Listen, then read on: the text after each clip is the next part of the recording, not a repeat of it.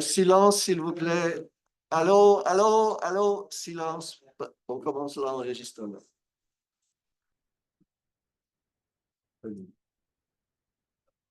que c'était annoncé? Non, ça fait juste un peu changer. Okay. Welcome.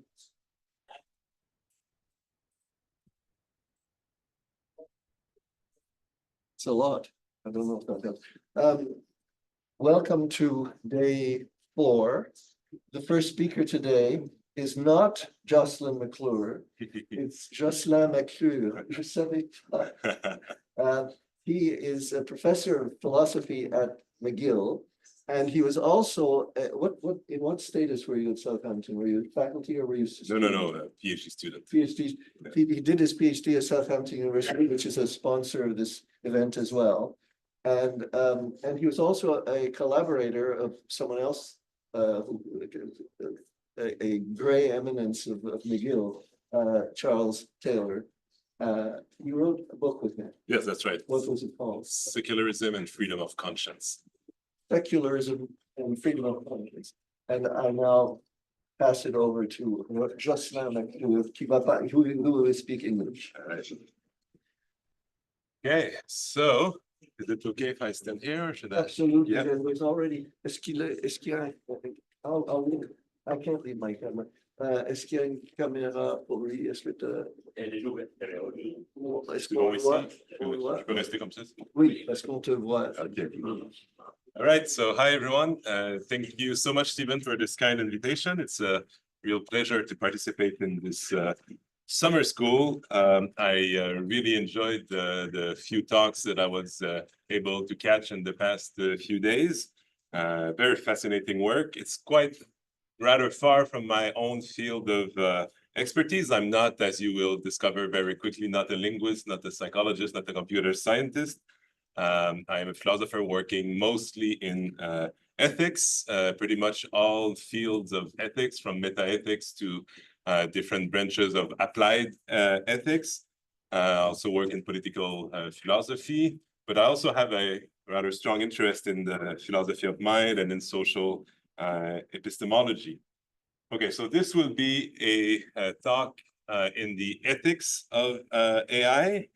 I'll start by making a few distinctions that I hope will help understanding the different kinds of ethical issues raised by progress in artificial intelligence and how we should address these dilemmas and tensions. One of my aims will be to try to show how different views about the cognitive capacities and limitations of AI systems, but also of human agents, how these views are connected to the kind of approaches that we might want to take in the ethics of AI. So how cognitive issues are related to ethical one. So that's it's going to be one of my aims today. Of course, if you want to defend normative views about how we should use AI or not use AI, or how we should regulate AI technologies, you need, of course, to invoke different values and value judgments, and you have to engage with normative reasoning. But I think that normative reasoning about AI cannot be severed from considerations in cognitive science and epistemology. Okay, so one first distinction that I think is necessary if we want to better understand the different ethical issues raised by AI. It's a very basic distinction, but sometimes it's kind of neglected and it creates confusion. And there's lots of confusion on AI in general and in AI ethics in particular. So we do have to distinguish between actually existing AI-based technologies, what I will call AI systems. So AI algorithms that we use as technologies and that changes different human practices. So that includes all state-of-the-art AI systems, including LLMs. And they raise a host of ethical issues. And we can also think about possible AI systems, right? Not yet existing, but there's in the space of logical reasoning, we can think about different possible AI systems that haven't been designed yet, but that we can imagine. They are conceivable, and also they are like teams, right? Researchers and engineers working to design them, right? So that includes AGI, artificial general intelligence, which refers to at least human level intelligence, and even going beyond human level, super intelligence, the singularity, and so on, right? So that doesn't exist as of yet. Maybe it will never exist. We don't know. Many think that it will, that we will reach AGI. But that's in the space of possible AI. And we can also think about what is called since Searle, I guess, strong AI, which doesn't refer exactly to the same kind of AI. These are AI that would be conscious, or that would have intentionality. They would be minds, and so they, AI capable of thinking, understanding, referring to things in the world and understanding their meaning, and so on. Maybe you will want to fight me on this, but I don't think that these AI exist and that we're anywhere close to strong AI. So that's in the realm of possible AIs, and many in AI ethics are working on the ethical issues, that comes with these not yet existing AI systems. Okay, so if we want to do the ethics of AGI and strong AI, of course, we will want to think about what is called the value alignment problem. So if we have highly sophisticated artificial agents, perhaps they set their own goals and strategies to achieve their goals. How do we make sure that their interests or strategies or goals align with our most basic values and interests? So that's one version of the value alignment problem. So many worry about control. How do we control such sophisticated AI systems, given that they may be even cognitively superior to us? And there are very sophisticated versions of that problem, right? Including some version where the AGI doesn't even have to have something like a will, like we do, like animals do, but still, by wanting to achieve realize its objective function, it would want to have full autonomy over the means to achieve the end, and we would lose control because they would outsmart us, right? And that could create something even like an existential risk, or a risk for our very own survival, right? So that's to my surprise, but it's a very widespread and popular view, right? In AI and in the philosophy of AI and so on, and very serious and distinguished colleagues think that this is maybe our greatest challenges as a species, right? As a civilization. So that's in the ethics of AGI and artificial super intelligence. If you think that AI might acquire consciousness or become sentient at some point in the future, that might be connected or not to AGI. There are many possible combination here, but of course here we need to worry about the moral status of such entities, right? Who would have subjective experience, who will feel things, which could suffer, which could have hopes and dreams and aspirations, like Samantha in Her, for instance, right? At some point in the movie, she has her own conception of her own flourishing and so on. And so we would need to think about, so should we grant rights to such entities? Okay, so that's a particular space in the ethics of AI. And some colleagues are, that's what they're working on now. I defend what I call in a short piece in AI and Society, a deflationary view about that kind of AI, both AGI and strong AI.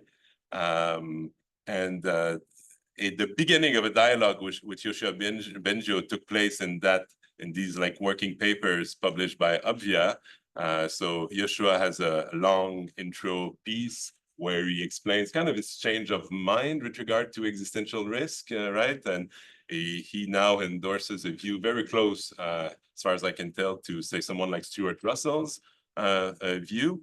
And there were a few of us kind of commenting on his paper, and where I really just sketch my deflationary view about very powerful future AI. And in a nutshell, and I'm not going to try to convince anyone here who's not already convinced, that would be a separate talk, but my deflationary view is based on the form of what is now called, I guess, biological naturalism, the idea that there, as far as we can tell, there's something unique about the cognitive powers of some living biological organisms, cognitive powers that are the outcome of a long evolutionary process.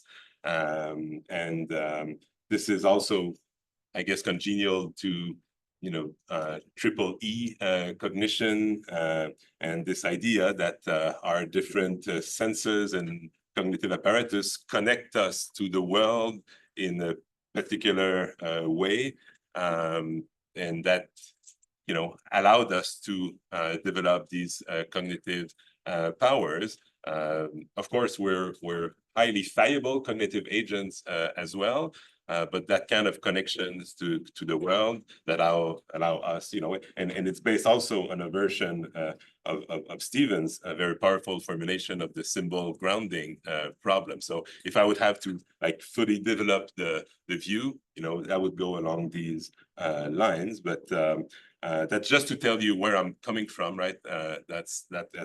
It still requires lots of work to make a convincing case for it, but that's why I'm not overly concerned about these ethical issues here, but I agree that we would have to take them highly seriously if we were confident that we are getting closer to AGI, and that consciousness could be an emergent property in, say, an AGI system, for instance, right? So I guess that consciousness will not be something that we can design right now, given we don't know how, the brain produces consciousness, but some, think that, yeah, it could emerge under, very different material circumstances and conditions, and perhaps an AGI, would become conscious at some point. So if I wasn't defending that deflationary view, I would be highly concerned, and I would lose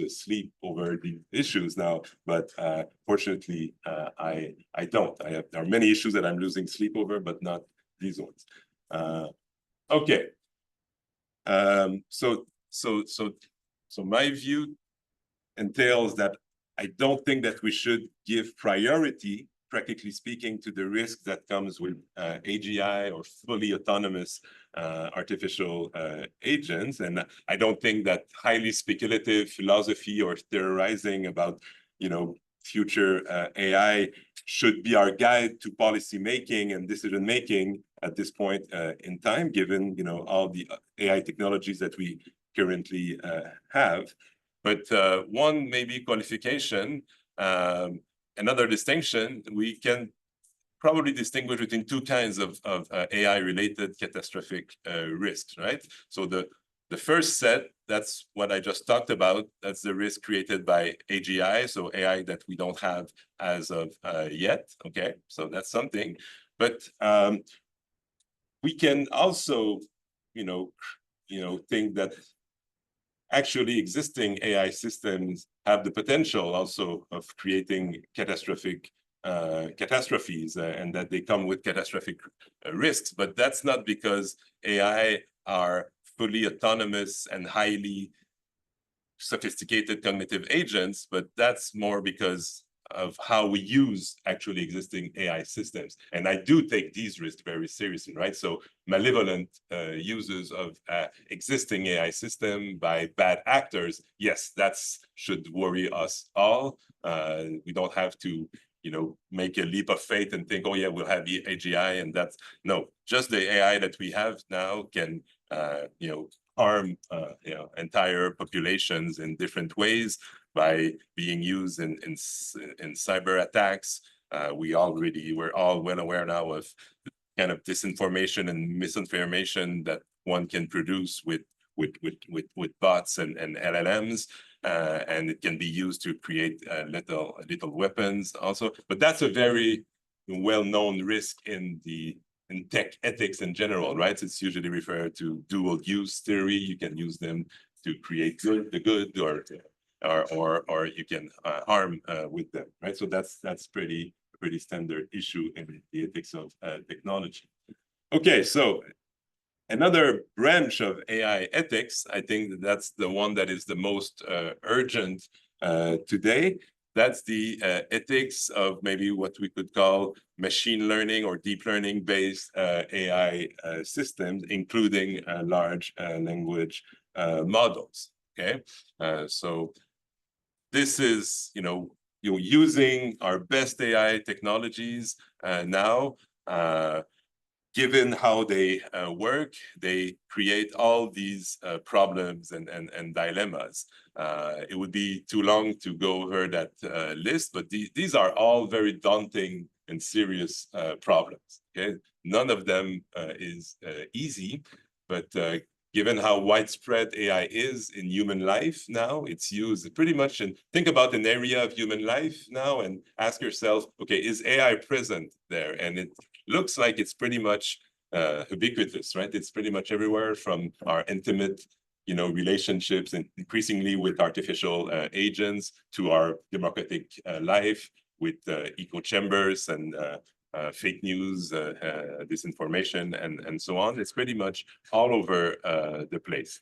So one issue that I've been busy with in the past few years is AI's explainability problem, right? So you all know this quite well, so I don't have to over-labor the point, but some AI systems are quite accurate, right? They come up with, say, predictions or different outputs that are very often accurate. When you prompt a large language model, very often you will get an accurate answer, but we cannot easily get an explanation of why the AI, generated that particular output, right? You cannot look at, you can try to look at the different nodes and the networks and so on, but that doesn't give you anything resembling an explanation, a piece of reasoning, a set of justification, and so on. So depending on how you use your AI, that can be very significant, right? If you use it. So these are different kind of AI systems, right? So you guys in your research often use AI as a research tool or in the research space, but we now use AI in different, social contexts.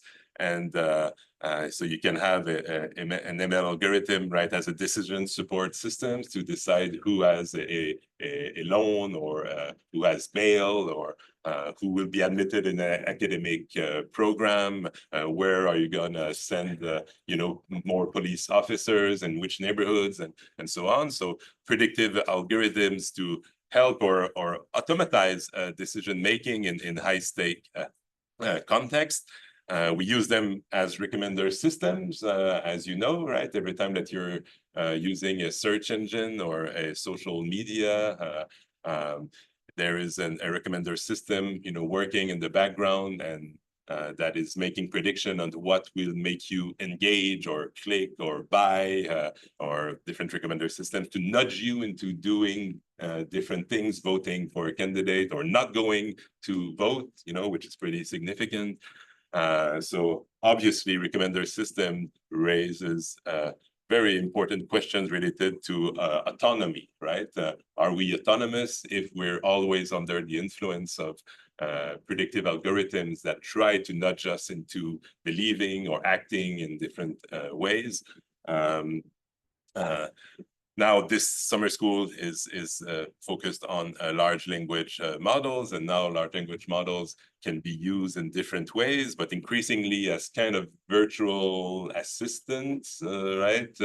That are used for many different needs that we have, and that's, you know, given that we might seek advice from them or create work with them and so on. We want to make sure that they are reliable and so on.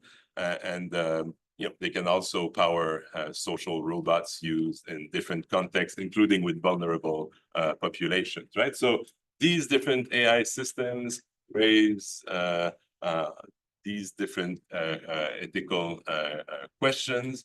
And these are all very significant issues. And I think that that's where the priority should be in AI ethics now. Because, yeah, this is all very meaningful and significant, right? So LLMs in particular raise questions about human flourishing and our cognitive development, our well-being. You know, is it good for us, you know, to engage in a very sustained fashion with virtual agents day in, day out in different contexts, right? So I have a few slides here on you know, Replica at first tried to create a virtual agent that you can, with which you can enter into more intimate relationship, you know, as lovers or friends. Now they kind of turned it into an AI, what they call coach, but unfortunately people call them AI therapist. Is it good in general? So we need empirical, you know, research on how does it transform us? Sometimes for the better, maybe it can have, you know, benefits. Sometimes for the worse. You know, if we're gonna have grief bots, that's hugely intimate and delicate sphere of human experience. Yeah, now it's possible, of course, to train a model on the data, you know, created by a loved one who died. I suppose that people, you know, researchers, including specialists on the grieving process, need to figure out, okay, so can there be benefits? Maybe they can. Perhaps it can harm also. It can make the grieving process more difficult and create, you know, complicated grief and so on. So we need, you know, research on these issues now. Okay, so very, as I said, daunting list of issues. And that's what we're working on now in this branch of AI ethics. Okay, so in order to understand the ethical issues, we need to understand how these systems work. These are all properties of you know, deep learning based systems. You all know this very well, but it's quite important for those who use them, right, to understand, you know, when they produce a particular output, how do they do it? As we know, we're talking about, you know, predictive inferences. So given, you know, the patterns or broad correlation, you know, seen in the training phase, and then you try to find similar patterns in the real world when you apply them. So all the outputs are predictive inferences based on the, you know, relations between the data that are being processed, right? And that gives us, of course, probabilistic outcomes, and in some cases are quite accurate, but that explains why sometimes the results will also be inaccurate or inappropriate, right? You know, one of the reasons why I'm still at this point, I have the deflationary view that I alluded to, is that, like, we're not seeing any, you know, solutions to these well-known problems, right, as of yet. maybe you will want to challenge that, but given that they are massively inductive, machines, generalizing outside the training distribution remains a problem that we're not seeing exactly how that can be solved if we stay just within that paradigm, right? That's why I say, so, many want to scale up the approach with more computing power, more data, and so on. But it's hard to see how scaling up solves that problem, okay? So this is something that you all understand very well, but that explains why even the most recent models are still plagued with outcomes that are either inappropriate or wildly inaccurate, and that the so-called hallucination, that should be called the confabulation problem, remains today, right? So recently, Google's AI is recommended to put some non-toxic glue in the pizza, right? So it would stick. Okay, so we know these problems very well. So I think that there's something like a consensus, right? Broad consensus that there are very basic and fundamental cognitive capacities that are still lacking related to reasoning. And I would say both, say the kind of, logical deductive reasoning and also practical reasoning, as an ethicist, that's what I'm concerned with the most. And practical reasoning, if you go back to Aristotle, is about, how do you come up with wise judgments and good decisions in unique situations, right? In particular contexts, how do you connect, as Aristotle put it, the universal, say the universal rule or the general rule with that particular situation, which is brand new, right?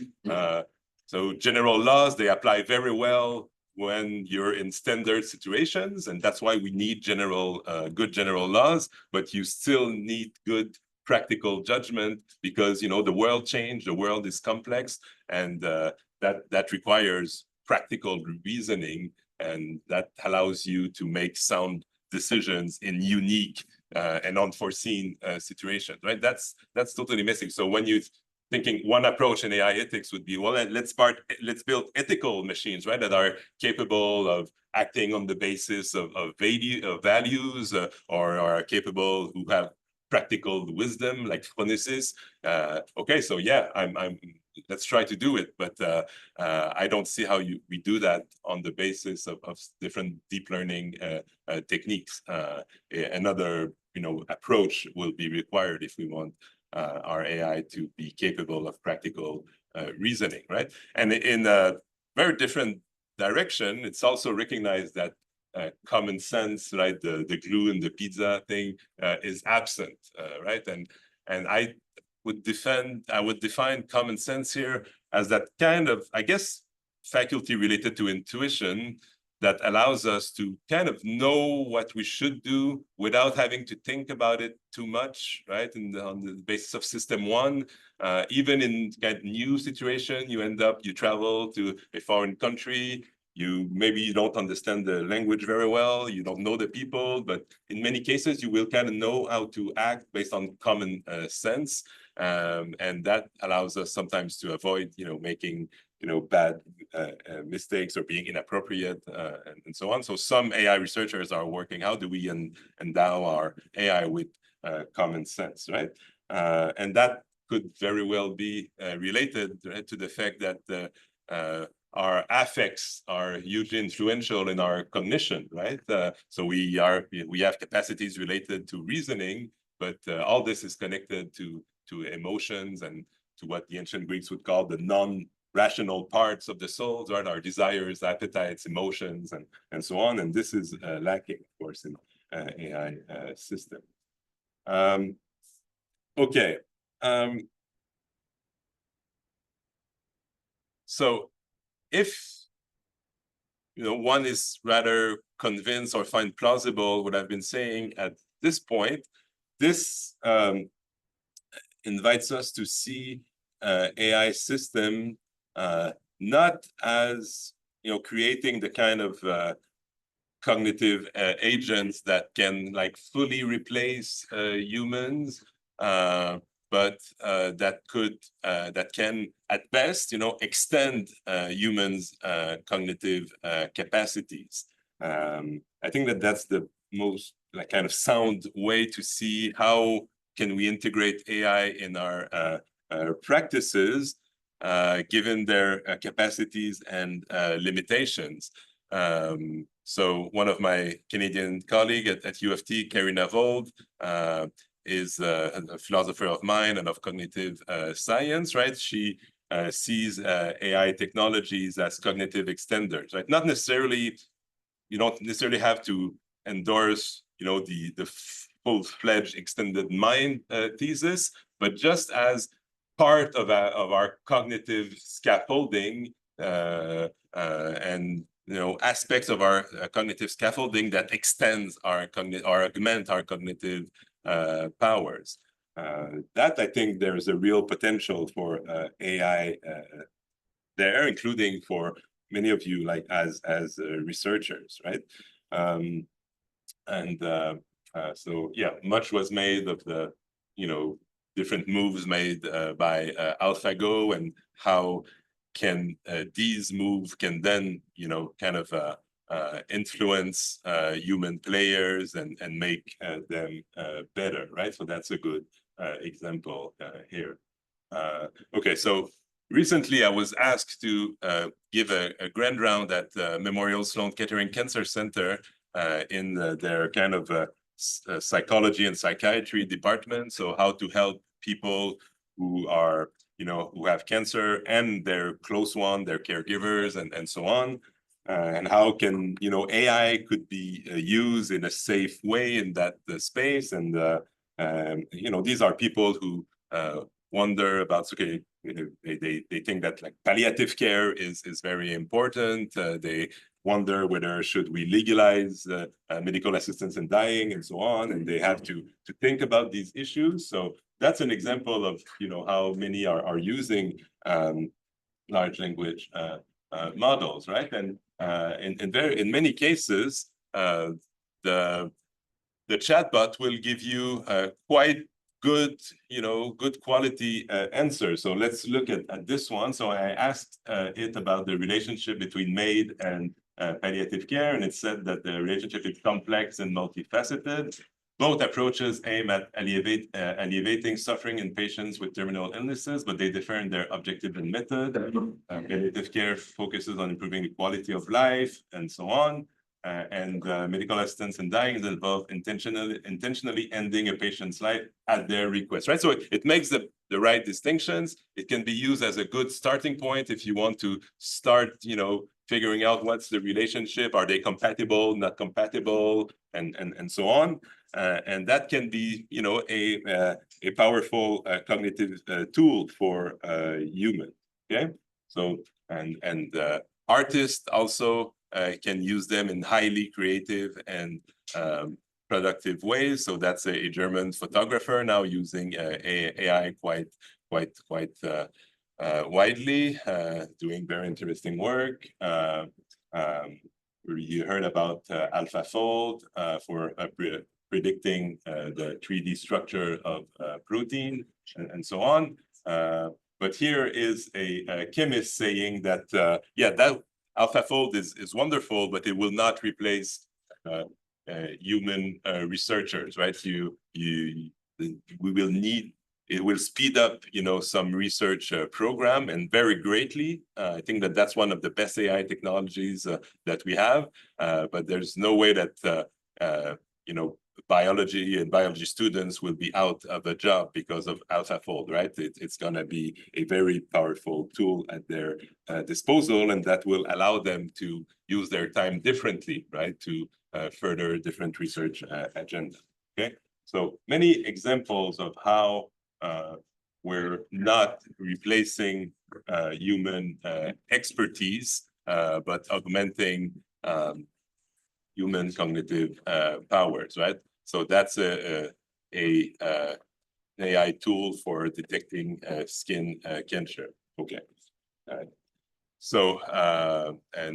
Again, so even very recently, I don't know if you heard that, but Jeff Hinton again, made that prediction that many human workers will be out of a job soon, and that we need universal basic income because of that. He famously predicted that radiologists in 2017, that we should stop training radiologists, which would have been a terrible advice in 2017 and still today.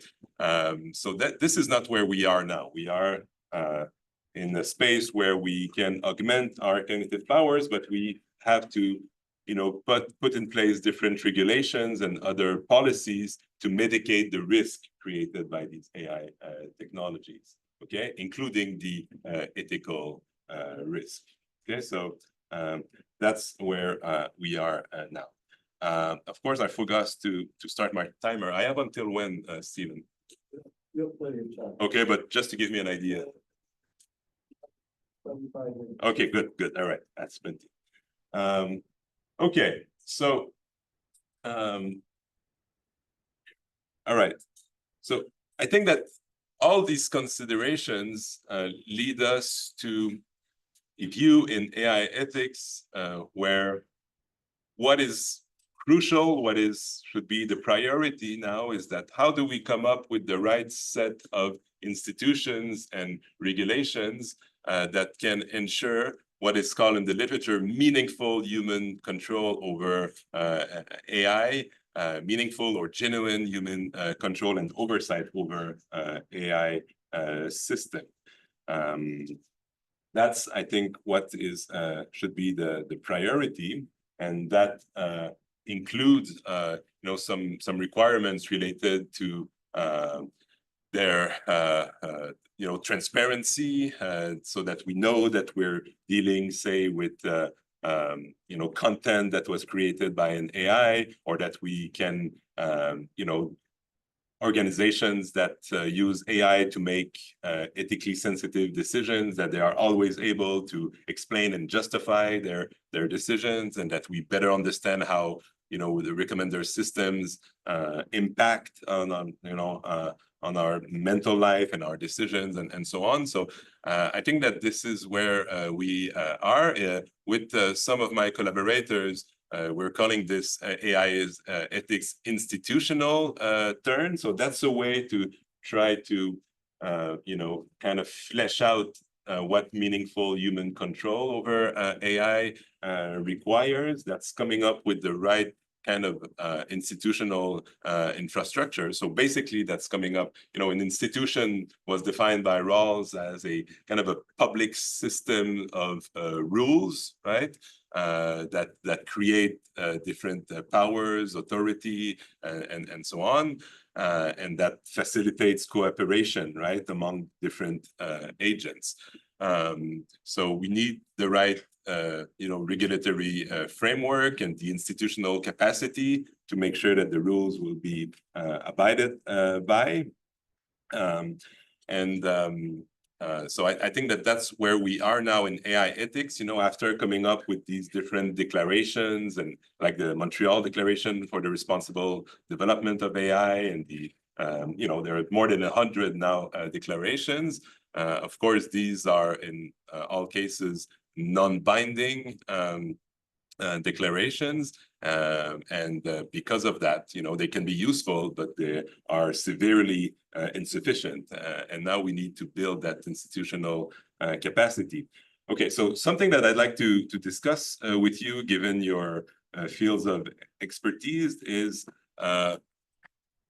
a family of objections to that view that are based on the actual limitations of human cognition, right? So I think that these challenges are quite stimulating, although I think that they can be defeated. Okay, and I have two related challenges in mind, and they are related because they are both based on our epistemic limitations as humans, okay? So there's one set of objections that come maybe from, I guess, cognitive psychology, and it's based on how humans actually think, reason, form beliefs, make judgments, and so on, right? So that's, you usually refer it to the kind of the bounded rationality view. So that's the first set of objections. And the second set, that's more recent in the literature.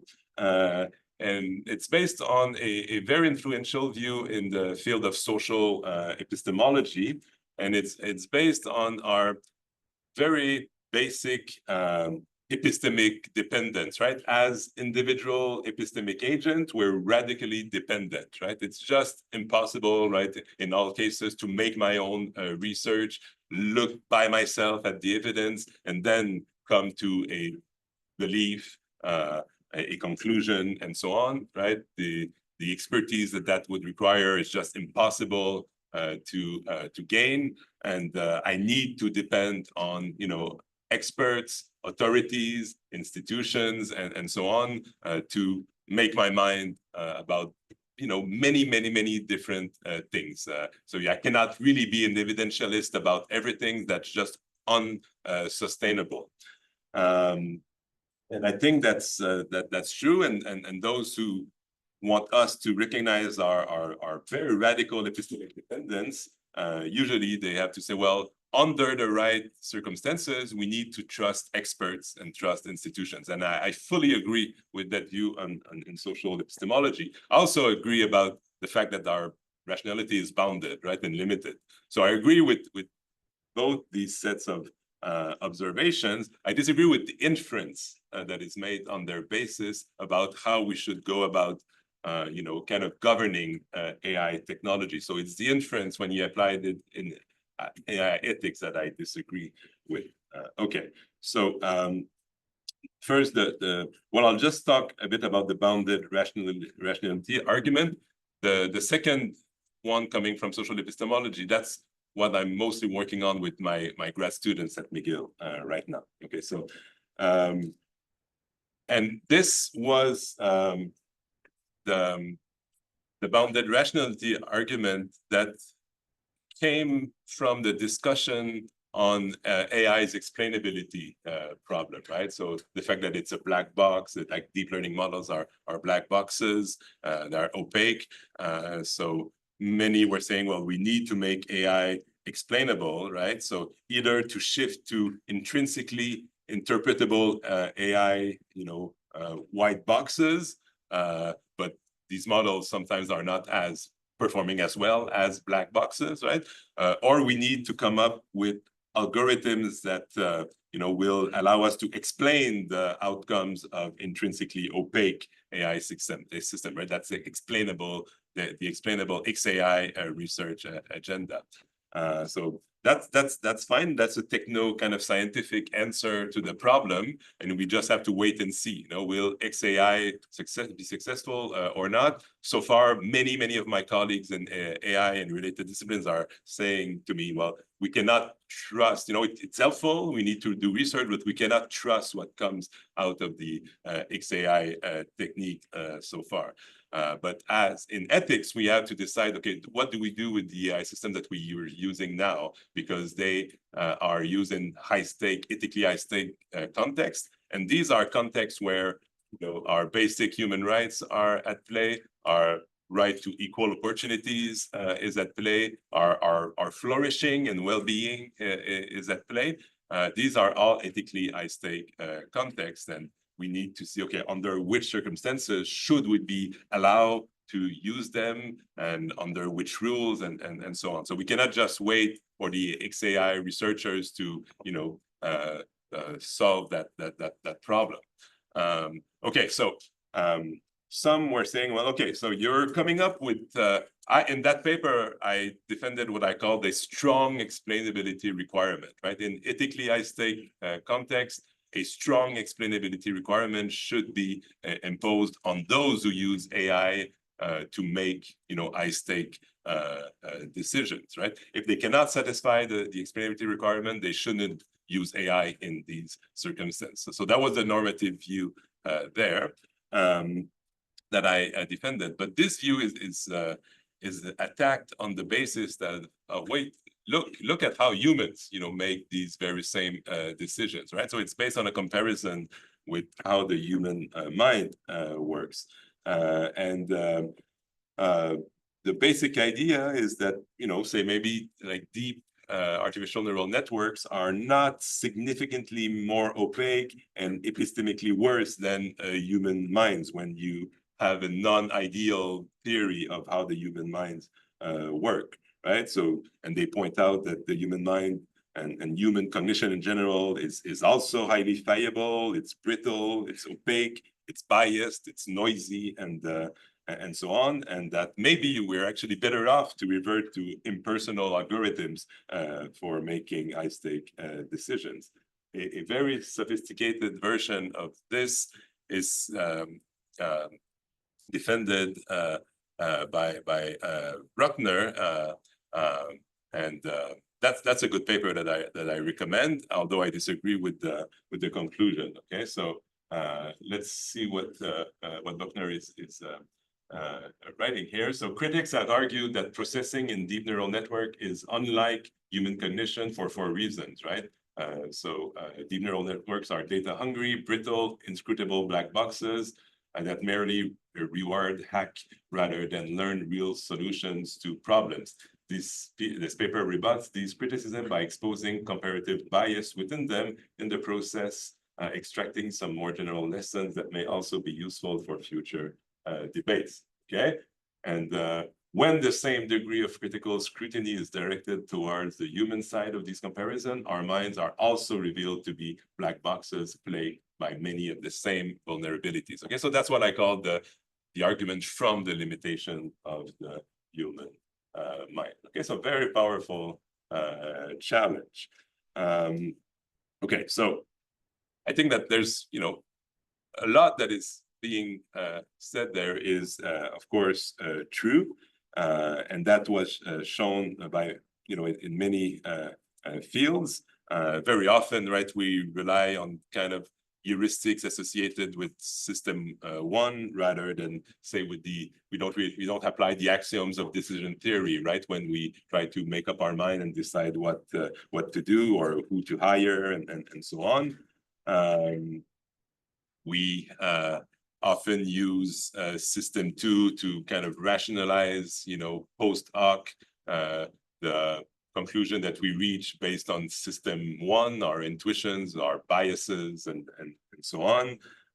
So in many cases, that's also true, right? I don't think that can be simply denied. Okay, so the kind of normative inference that is made, when you start from that perspective is that, okay, so maybe it looks like we want to impose a double standard, right? That we have higher expectations and standards for AI-based decisions, when you compare them to human-based decisions. And Zirelli and his colleagues ask whether that double standard is justified. Okay, and what got me really interested in that issue is their conclusion there that with regard to human-based, decision procedures, the standards of practical reason are rather undemanding, right? And that's what I strongly disagree with. That's not a general fact. In some cases they are, but in many cases they are quite demanding the standards of practical reason. Okay, so what's wrong with that view? Okay, so I think that argument is flawed, not because we can deny that human cognition and judgment is highly fallible. It is, for the reasons briefly reviewed, but because the argument is based on quite an impoverished, maybe we could call it an impoverished social ontology, and also an impoverished view of actual, human reasoning in social circumstances and in institutional context. Okay, so why is it an impoverished view of both human reasoning and of the social reality? I think that it's based on an individualist and atomistic bias. So it's in most cases it's based on a form of methodological individualism, right? So we look at how an individual human agent reason, very often studied, by in the labs by a cognitive psychologist, and we have these different scenarios and experiments, and we see, oh, right, we reason very poorly about we influenced by arbitrary factor. We smell the odor of croissant chaud, and then we're more generous, and we're very poor at anticipating what our future self will want, and so on. But that, it's based on, okay, so if you test, the individual human subject, it will come up with these different shortcomings. Okay, so it's based on an atomistic view in the sense that individuals are taking as kind of self-contained entities that interact with other self-contained entities, and they interact for mutual benefit, but it neglects how profoundly we are shaped by our interaction with others, right? So that's based on Charles Taylor's criticism of atomism, right? In the philosophy of social science and in political philosophy. So if we start with a more dialogical and intersubjective conception of the self, right from the outset, you factor in the fact that we're shaped by our interaction with others. Okay, it's also probably based on the kind of internalism in the philosophy of mind, right? So those who endorse that critique, they think, okay, so let's look at what's going on in the mind of an individual agent, and we see all these limitations and shortcomings and so on, and on that basis, we'll say, well, humans are poor reasoner and they are no worse than AI. Okay, so internalism here, I think, is also a problem. So what is neglected, as I mentioned, is the social or intersubjective nature of reasoning and decision making, especially in these high-stake contexts that I mentioned, right? So, okay, if I have to decide what I will do tonight, so perhaps I will be a poor reasoner, right? Okay, but if I need to decide who we will admit in our, PhD program in philosophy next year, the decision procedure will be quite different, right? It will be deeply intersubjective, right? We will be maybe in a committee, or in my case, it's in the entire department that makes the decision, right? So I will have to engage in a process of reason giving with my colleagues, and that will be under different rules, right? And criteria that we elaborated together, or that are given by the administration, and so on, right? So it's both the social nature of reasoning that is occluded or neglected, and the institutional nature of reasoning and decision making, especially when our very basic interests, so rights and freedoms, well-being, and so on, are at play. So if we want to compare AI and human-based decision making, we need to situate them in the right social and institutional context. Okay.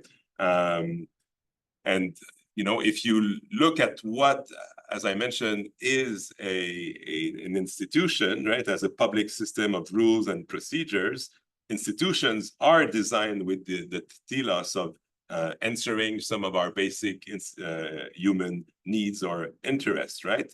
And among these needs and the aims of an institution, it's very often to mitigate the shortcomings of human reason, right? So judicial reasoning here is a very good example. Okay, so there's hardly more high-stake context than judicial reasoning. When the rights and basic rights and legal guarantees and so on of all the parties are at play. And we know that judges, can be quite, fallible. Sometimes they get things wrong. Sometimes they are biased.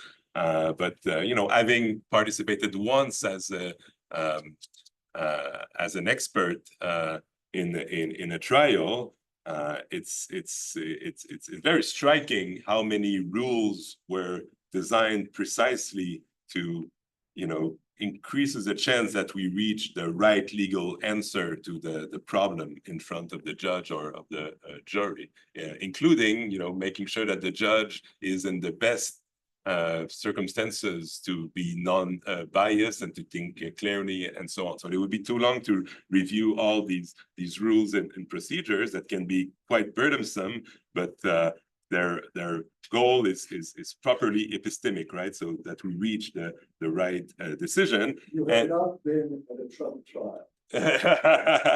But I think that he was found guilty, though.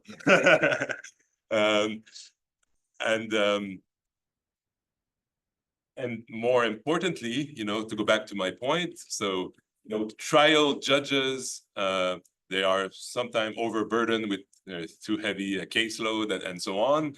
So sometimes they're more prone to make mistakes, and that's exactly why a right to appeal has to be one of our basic legal guarantee. And interestingly, when you move, to a court of appeal, you will have a bench of justices, right? Not just one, but justices that will have to engage in reason giving with each other on the basis of the laws on the books and the jurisprudence and so on, right? It's bounded by the state of positive law and, their reason giving process. And if you go to the Supreme Court, you will have 7 or 9 judges there to make the procedure more intersubjective. Okay, so that's what I mean by we create, in our social reality, first we are in deeply, interpersonal, intersubjective relations, and we interact through different institutions. And that's how we make high-stake decisions, okay? So that's my attempt to review that kind of,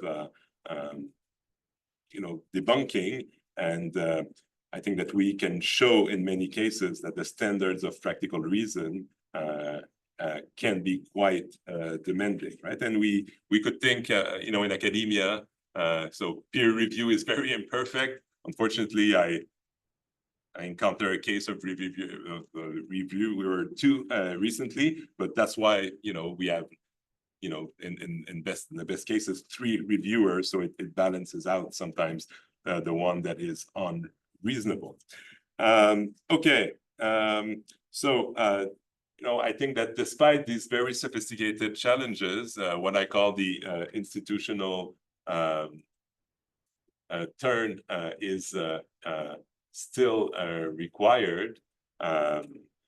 That's a paper written by one of my PhD students showing how, okay, so maybe machine learning can be used in bail decisions, but just as a tool.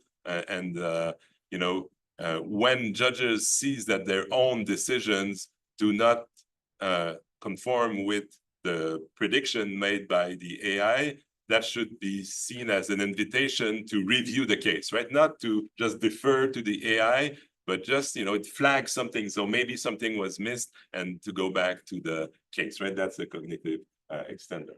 So I understand that my time is pretty much up, right? Okay, so one last point. I'm of course delighted that now we're seeing in a number of jurisdictions new legal frameworks for AI. So the EU being the most advanced one with the EU Act. Here we have a bill C-27, that is being discussed. So I'm very happy about that. Just to go back to those who think that there's something much bigger at play, our very own survival and so on. I think that we're on we need to give priority to the ethical issues raised by actually existing AI system, but perhaps as an appeasement measure.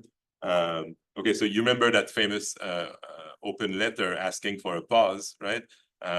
And both kind of risks were mentioned in that letter, okay? So disinformation, that's a real issue, but there was also some inflationary rhetoric about AI capable of automating away all the jobs and replacing us and so on. I think that to those who worry about that, I would say that, okay, the kind of institutional infrastructure that we urgently need to build now will allow us to, achieve meaningful control over existing AI systems and to monitor these AI systems very closely, right? To document how they work, what's the data, are they biased? We need to audit them and so on. And I think that all the kind of information and regulatory, oversight that we need to build now can be used also, as a kind of a warning system. If we see that, wait, there's a risk that we're gonna lose control over these systems, at least we're building the capacity to monitor them very closely. So I think that they could be on board with the institutionalist term that I'm advocating for. All right, thank you. Thank you very much.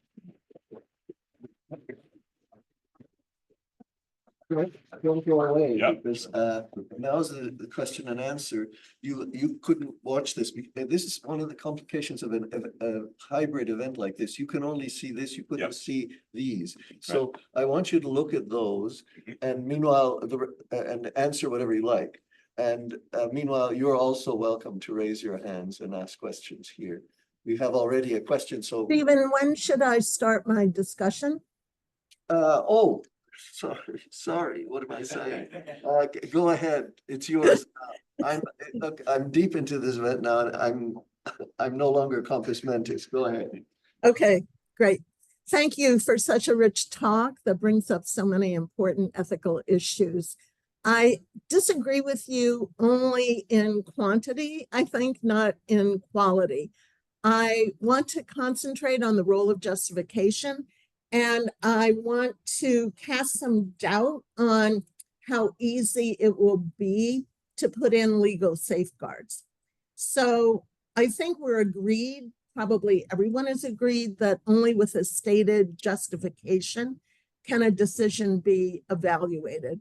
And I think we can also all agree that LLMs can be used heuristically to suggest other ways of making a decision.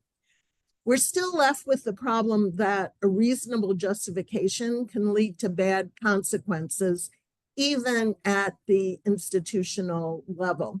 I want to start with a case study. This is a simplified version of an actual case that was made famous by Kimberly Crenshaw. So let's say a Black woman sues General Motors on the grounds that its hiring policies violate Title VII. And GM says, well, they employ Black people and they employ women, so they don't have to hire a Black woman. And let's say GM hires only Black men for mechanical and technical positions, and it hires only white women for clerical positions. So this Black woman is in between. Title VII itself protects against discrimination on the basis of, quote, race, color, religion, sex, or national origin. So it all depends on how you interpret or. And in a 1976 case, an appeals court interpreted or as ruling out the combination of race and sex, saying that if they combine them, that would create a new subgroup and give Black women a super remedy going beyond the intent of Title VII. So, for example, they said this lawsuit must be examined to see if it states a cause of action for race discrimination, sex discrimination, or alternatively either, but not a combination of both. But or, of course, could be interpreted differently, and it has been in some cases as saying that the use of the word or indicates the intent of Congress to prohibit employment discrimination based on any or all of those characteristics. And so in a similar 1980 case, an appeals court ruled in favor of Black women, saying that denying their unique experiences would leave them without a viable Title VII remedy. Here we are 20 years later, more than 20 years later, and there is still no settled interpretation and no clear path for intersectional employment arguments. So would LLM do worse? ChatGPT turns out to know about intersectionality, and it knows about Kimberly Crenshaw, and it argues in favor of the plaintiff in the made-up case that I started with. It cites the two earlier cases I cited, and it says historically courts have grappled with how to handle cases where discrimination claims involve multiple intersecting identities. And it ends up deciding on the basis of the principle of intersectionality and prior cases. ChatGPT doesn't mention or, the word or, at all, thereby missing the most important feature of what the argument turns on. I tried emphasizing or by putting it in caps, and ChatGPT wasn't sensitive to that. Then I put asterisks around it, and that did lead ChatGPT to attend to the or, but it just said that Title VII's use of that term meant that discrimination based on any one of those characteristics was prohibited, but the legal interpretation has evolved to recognize that discrimination can also occur at the intersection of these characteristics. So it still missed the crux of the argument, but it is clearly laying out its justification. And it's not doing so particularly worse, I would say, than the legal decisions that have been made, even though those legal decisions are correctly focusing on or and what or means. I want to consider one more case very briefly, and this is academic hiring, which you alluded to somewhat, although talking about students rather than hiring. So in Abigail Stewart's and my book, we recommend procedures for doing less biased hiring, such as developing criteria, stated criteria ahead of time, having those reach general agreement, also weighting the criteria, restricting how many papers candidates can submit, not looking at letters of recommendation until near the end of the process, not using proxies. We could do an experiment contrasting actual people and LLM. And LLMs might do a better job of following the guidelines because they don't have a horse in the race. And because we can tell it what information to ignore. We can tell it, ignore the school that someone got their PhD from. It's very hard for actual people to ignore information. So another thing that LLMs can do somewhat better than people is to scan multiple criteria simultaneously. So another thing we can do is ask it to look at what words and sentiments are being expressed in the letters of recommendation. And we can tell it based on experiments what words and sentiments are likely to bias reviewers one way or the other. And LLMs have a much better likelihood of finding those elements, reading the sentiments, and acting on their basis. So I'm a little less skeptical than you are about how we can use LLMs, while agreeing with you that we need to have a discussion about all the justifications. But I'm not convinced that our human institutions do such a great job. Thanks. All right. Thank you so much, Vivian, for these very astute observations and comments.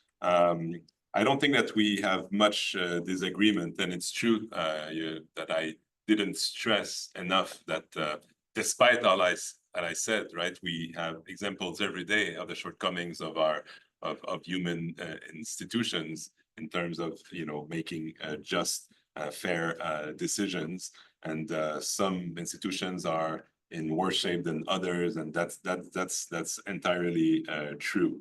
But I think that we can keep improving them by trying to amend the rules and procedures when we see these limitations. But that takes, of course, the will to do it. Perhaps what I could add to what you said is, so with regard to intersectionality, that's a very interesting case. Of course, now my worry would be that say we would want to use an LLM to think about, okay, so there are some persons who are at the intersection of these different categories, and the kind of disadvantage that they can experience is compounded because they combine these different properties. Okay, so let's say that we want to use an LLM to improve upon our judgments, decisions, and so on. This depends very heavily on the training corpus, right?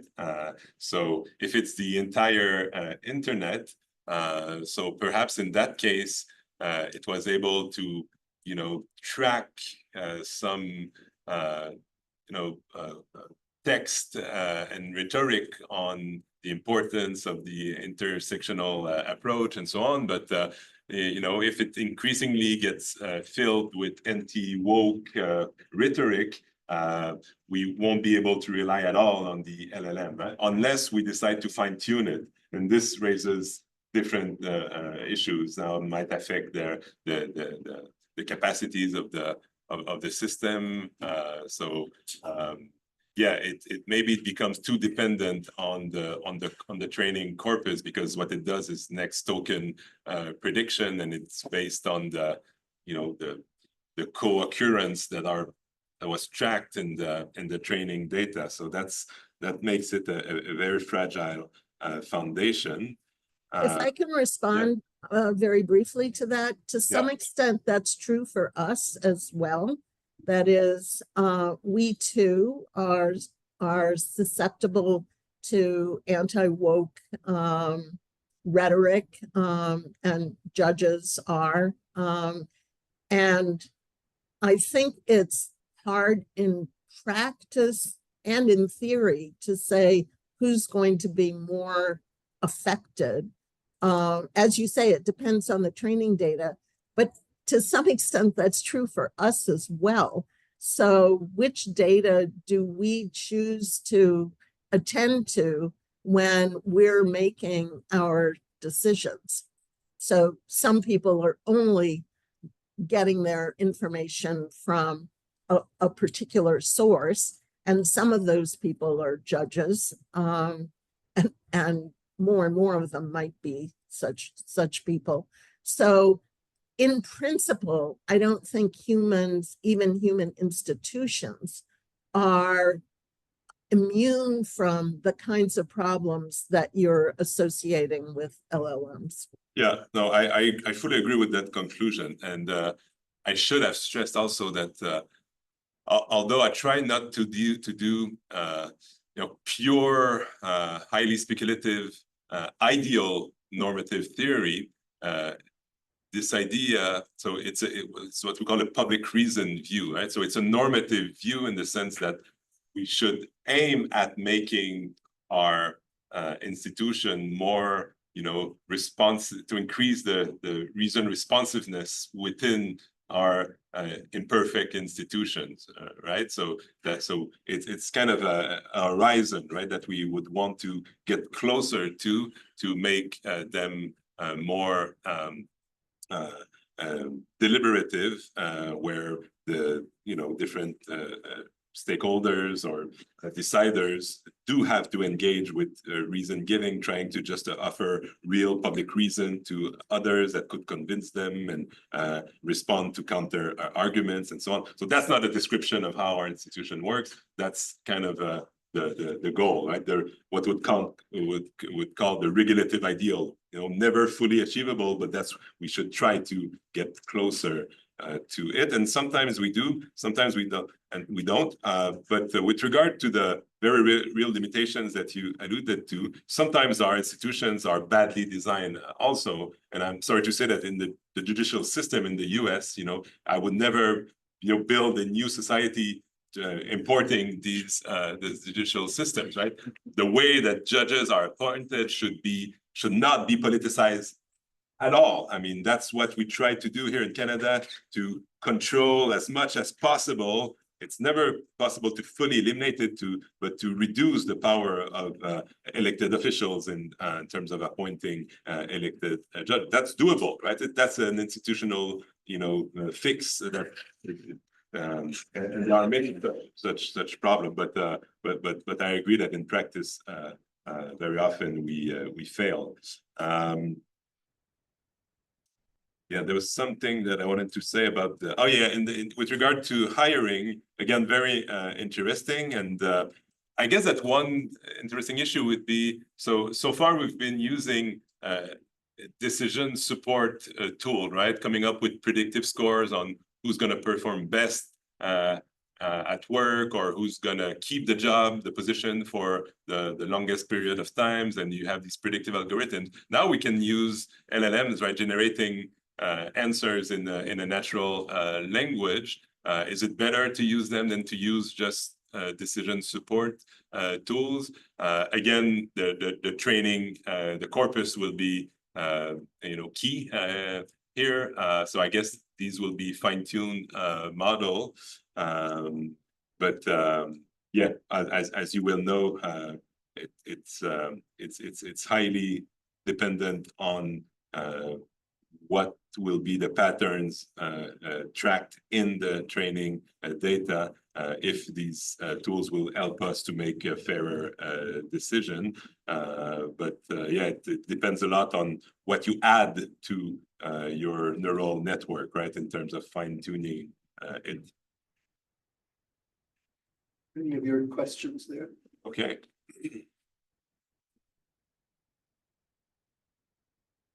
Wonderful. There's Serge, another question. Not a question, it's a comment. Sorry. Yeah. Thank you, Jocelyn.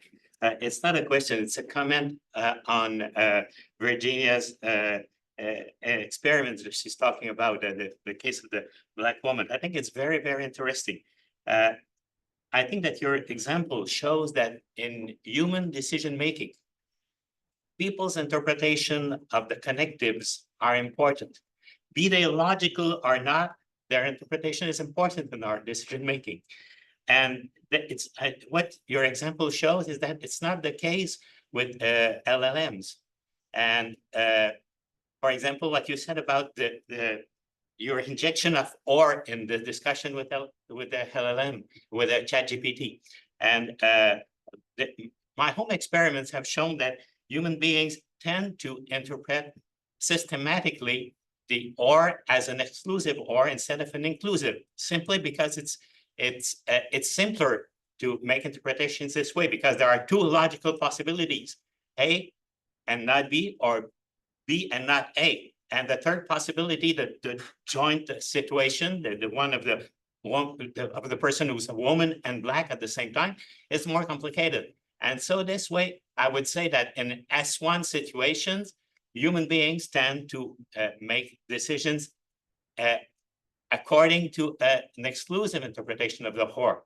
And in human discussions, when we want to make explicit that the third possibility is present, we don't say or, we say and/or.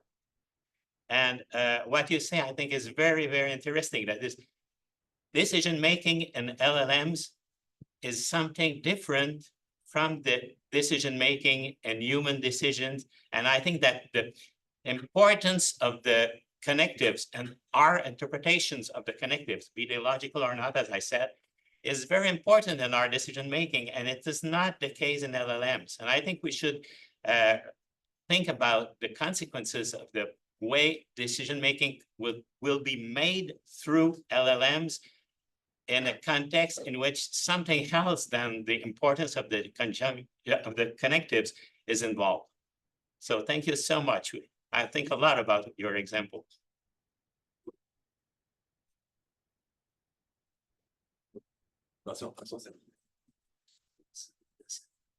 Yes, from what I understand, we have to keep in mind in a regulative way, how should we regulate the development of AI?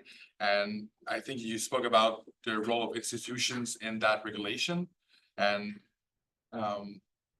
in a way, I think there might be too much optimism regarding that, because from what I see and from what papers I read, there is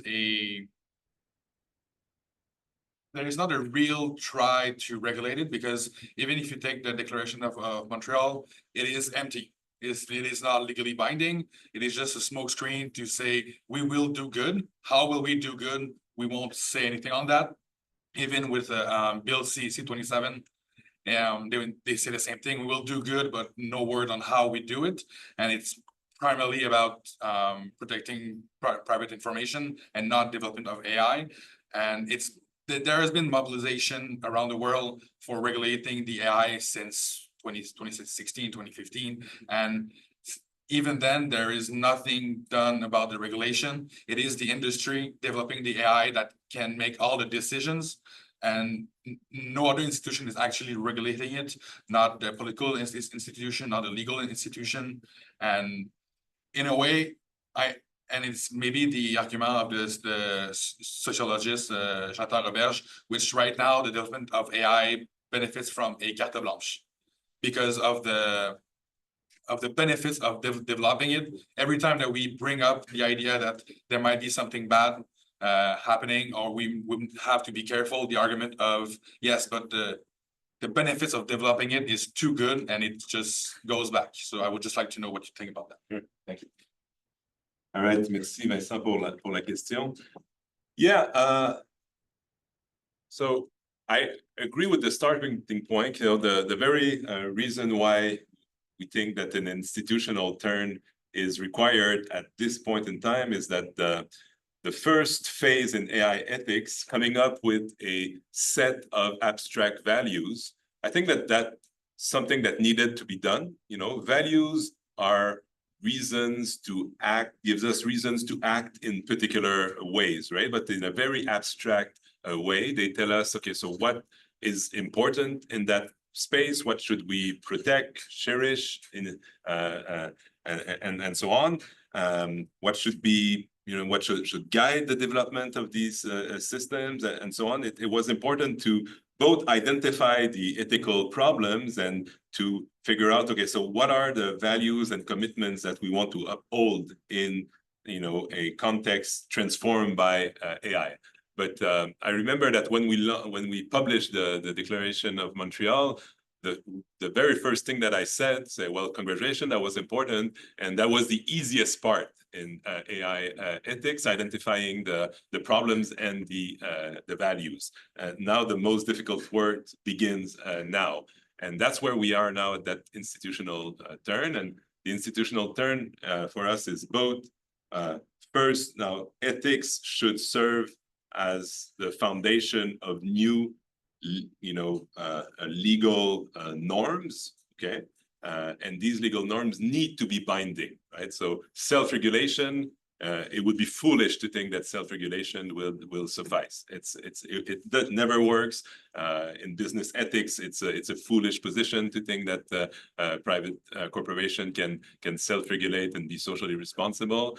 And this applies to AI as well. So we need binding regulations with the capacity to ensure that there's compliance with the new legal regulations and with the capacity to impose sanctions. Okay, and in contrast to what you said, that's in Bill C-27 as things are now. It's not only about the privacy, it's about regulating AI systems on the basis of the risk that they create. The higher the risk, the more stringent the regulations will be. And that comes with an obligation to audit these systems and to document, how they were trained, how they are deployed, and so on. So you can improve on Bill C-27, but there's some substance in it, and there's even more in the EU AI Act now, which is the most robust framework, so on. So I think that's what we need now, and it's doable. We did it with regard to other technologies, gene editing, and so on. So Jonathan likes to focus on the negative, of course, but I think that's an urgent fight now to come up with these framework in all the jurisdiction. In the US, there's also the executive order passed by the Biden administration, which is quite demanding also. The problem is that it's fragile. It's an executive order and not a piece of legislation. So we need real legislations because they stay on the books after. Okay, we have a little bit more time before it's over, Yep. but we have two questions from the attendees and one here. Make it short. Okay.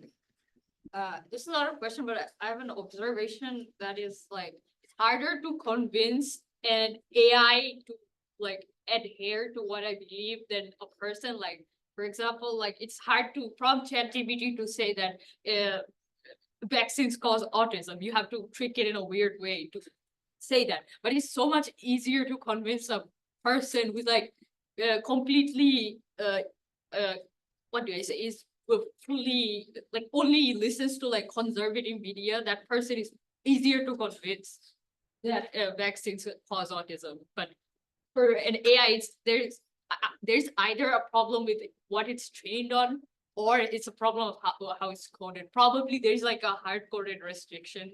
But even if there's not a hard-coded restriction, I think that the underlying neural network might impact its like ability to be convinced. Right. Just a second. Johan and Ernest, short questions. Yep. If you're gonna do it. Yep. Yeah. All right, thanks, Sayara. Yeah, just a quick word. A CBC journalist called me last week to show me how easy it was to jailbreak GPT 4.0. It was actually not even jailbreaking, just asking it to generate conspiracy theories and so on. So it seems like OpenAI just gave up on red teaming altogether. And humans are easy to convince. Well, it depends, right? Sometimes we're social animals, right? As cognitive agents, and yeah, under some circumstances we can easily be fooled. But then we're very hard to convince, to abandon the belief that autism can be caused by vaccines. So yeah, sometimes we're quite dogmatic as well. Okay, just invite Johan and Ernest to turn on their microphones. Okay, so someone online want to ask a question, I think. Ernest and Johan. Hello, can you hear me? Good morning. Yes, we can hear you. Could you hear me? Good morning. Yes, one at a time. Okay, Ernest, go ahead. Okay, good morning. My name is Ernest. I'm attending the course from Ottawa. And as you are in Montreal, I will ask my question today in French, because I know that you can answer in French, Mr. Maclure. Thank you for your presentation. I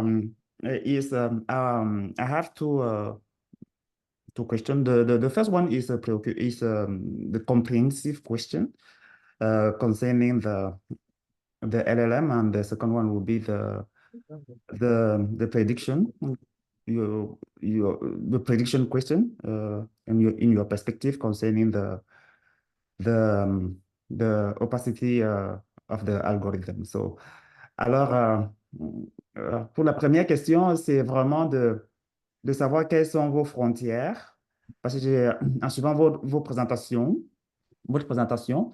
ben, j'ai vu que vous parliez aussi de l'apprentissage automatique dans les LLM.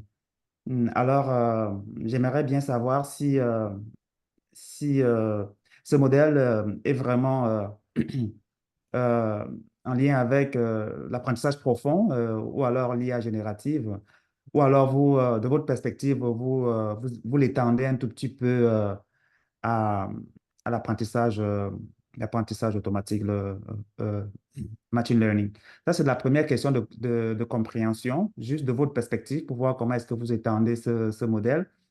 Et la question de prédiction en lien avec l'opacité euh, algorithmique, du fait que les algorithmes de l'intelligence artificielle sont, je vais dire, apprennent davantage de leurs erreurs voilà, donc pour mieux faire. Alors, est-ce que nous sommes à l'aube ou alors sommes-nous encore loin de ce que les larges modèles de langage sont capables de faire en termes d'enjeux éthiques? Est-ce que nous nous attendons à quelque chose qui pourra être encadré demain, ou alors nous sommes encore au début des choses qui pourraient arriver, même du pire? Si la question est posée, continue. Merci beaucoup, Ernest. Donc, brièvement, par rapport à la première question, donc, ce qui m'intéresse là, c'est bon, je vois les IA génératives et les modèles de langage comme issus hein, des algorithmes d'apprentissage profond, avec plusieurs, évidemment, spécifications et ainsi de suite. Mais ce qui m'intéresse, c'est que, bon, même si les IA génératives génèrent du contenu qu'on croyait jusque-là réservé aux esprits humains, ils le font sur la base des mêmes grands principes que les autres algorithmes d'apprentissage profond. Ils sont soumis pour l'instant aux mêmes limites de base hein, sur la difficulté de généraliser à l'extérieur de la distribution hein, comprise dans les données d'entraînement. Donc, les problèmes liés à l'absence de la capacité de raisonner, du sens commun, et ainsi de suite, ça s'applique aussi bien aux LLMs qu'aux autres algorithmes d'apprentissage profond. Par rapport à la deuxième question, je pense qu'on a fait un grand bond en avant, une grande phase d'accélération depuis un an, hein, depuis la publication de la fameuse lettre à Scan demandant pour une pause sur le développement des modèles plus puissants que GPT-4. Donc, j'ai mentionné quelques initiatives législatives aux États-Unis, au Canada et en Union européenne. Mais au Québec aussi, j'ai participé avec un groupe d'experts sous l'égide du Conseil de l'innovation du Québec qui a l'élaboration d'un rapport qui contient des dizaines de recommandations au gouvernement du Québec pour légiférer dans ces champs de compétences. Et la première recommandation est l'adoption d'une loi cadre sur l'intelligence artificielle et la création d'une espèce de bureau autorité qui aurait comme mandat de faire appliquer la loi. Donc, je pense qu'on a avancé énormément en un an, mais il reste beaucoup à faire aussi pour en arriver à des véritables lois contraignantes. Okay, so should I read it? Yeah, it's Johan's question. Johan, you don't have to pose it. We have it in front of you. Read it. Read it, okay. So Johan asked, in the regulation of such highly technical and more importantly, misunderstood technologies, who should have the responsibility of regulating AI? Computer scientists, philosophers, oh, I like that. Bureaucrats, should the companies developing these systems themselves be involved? Okay, thanks. So unfortunately, not philosophers. That I'm absolutely confident that it shouldn't be philosophers. Okay, so Yeah, so we need to develop that kind of expertise and that institutional capacity. And of course, all stakeholders will need to be involved in different ways. As I said, self-regulation is out of the question. The stakes are too high, and the incentives are not there for real, regulation. Pure self-regulation. So, but it's like what we do with large modern bureaucratic state, right? We develop the institutional capacity, and of course, people in having the legal expertise and the policy expertise with the technical expertise will need to work together. I think that there will be a role for ethicists there, but more like in supporting these endeavors. But what is crucial is that we need to build an institutional capacity that we can trust for compliance and having the right rules there in place, also to impose sanctions when reluctant actors will try to just respect superficially the law or bypass it and so on. But that's what we do with commercial flights and drugs, medical drugs, and so on. So same approach will be required here. Okay, with that, I want to thank you very much for what's obviously turned out to be a very stimulating All right. talk. Thank you. That was fun.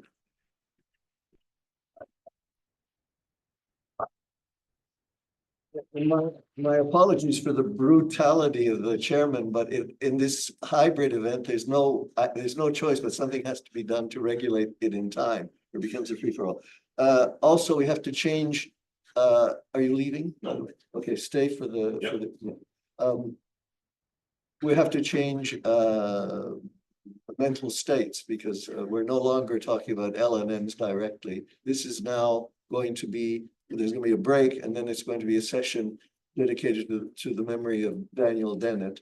It's already surged in the presentation of Jos, because Nicholas Humphrey, who was a collaborator of his and who's with us now, there was one issue that was set aside by Jos. He said, of course it's on the agenda, but I'm not going to discuss it. It will be discussed now. I won't say what the issue is, but it will be discussed by Nicholas Humphrey as well. Thank you very much, and take a little break.